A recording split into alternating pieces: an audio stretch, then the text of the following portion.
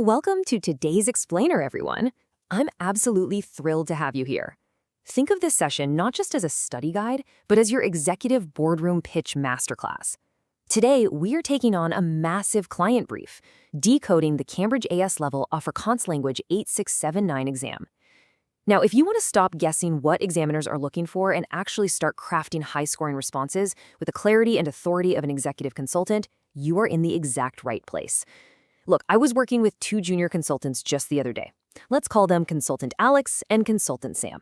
Alex, brilliant with data points, knows every fact, but has incredibly poor executive summary delivery, just completely unstructured.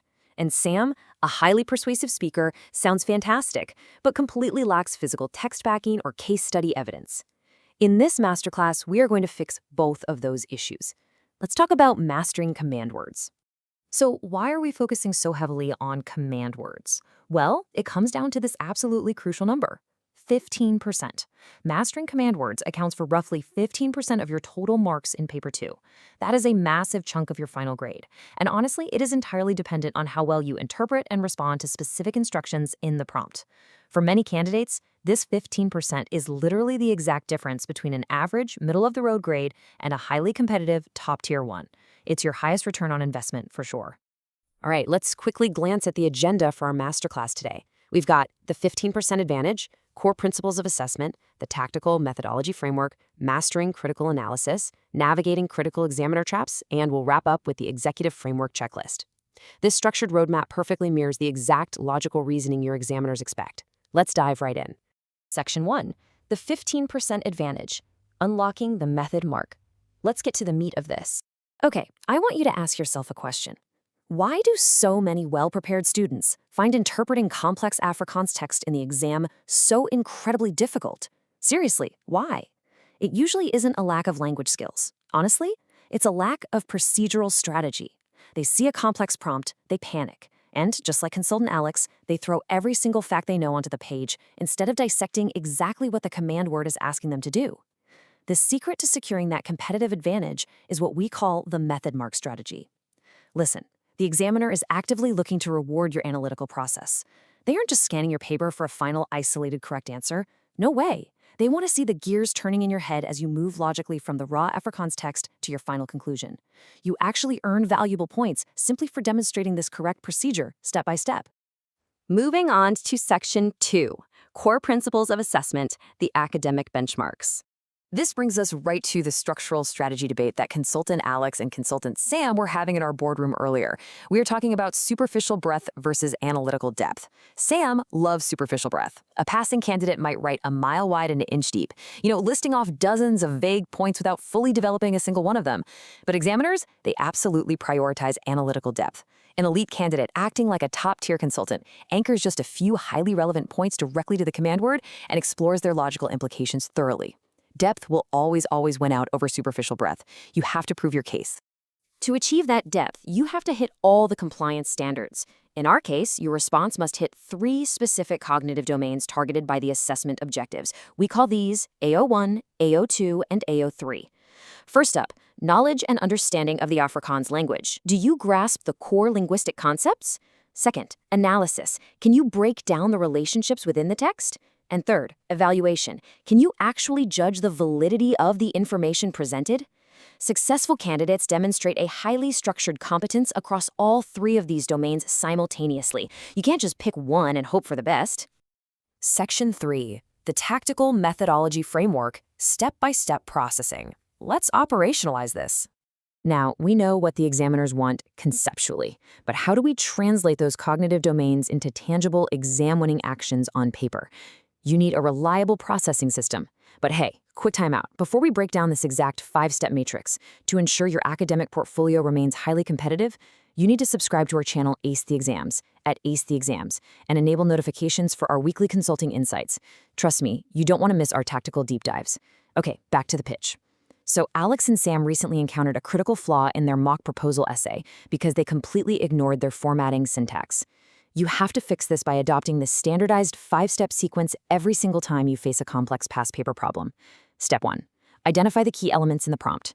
Step 2, apply the relevant principles. Step 3, execute your analysis, showing clear working so you capture those method marks. Step 4, verify your results to ensure they answer the specific question asked. And Step 5, present your final answer in the appropriate format. This is where aligning your syntax with a strong PL formatting matrix, point, evidence, explanation, link, really saves you. Mastering this sequence means you will literally never freeze up in an exam hall again. Within that 5-step framework, your data interpretation skills are absolutely critical. Let's do a live audit workshop right now. Case 1. Imagine you're analyzing an analytical data chart or a dense text block.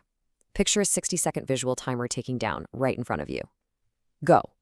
You have to extract vital data from texts and tables, interpret the nuances and relationships between different points, and draw strong, evidence-based conclusions before time is up.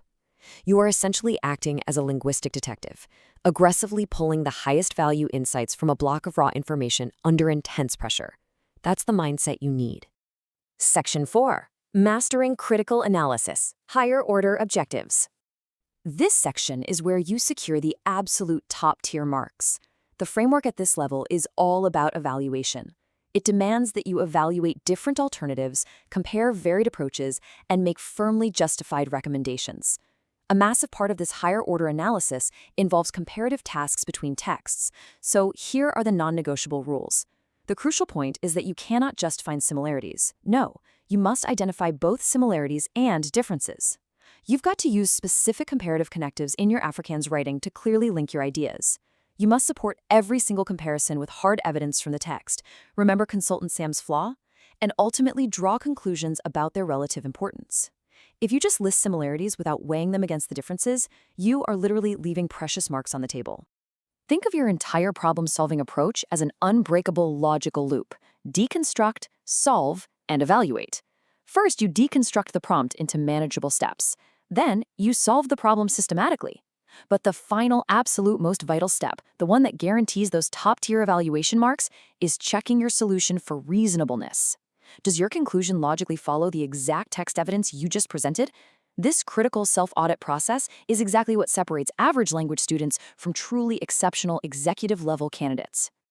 Section 5. Navigating Critical Examiner Traps, Principal Reports. Let's look at the minefield map.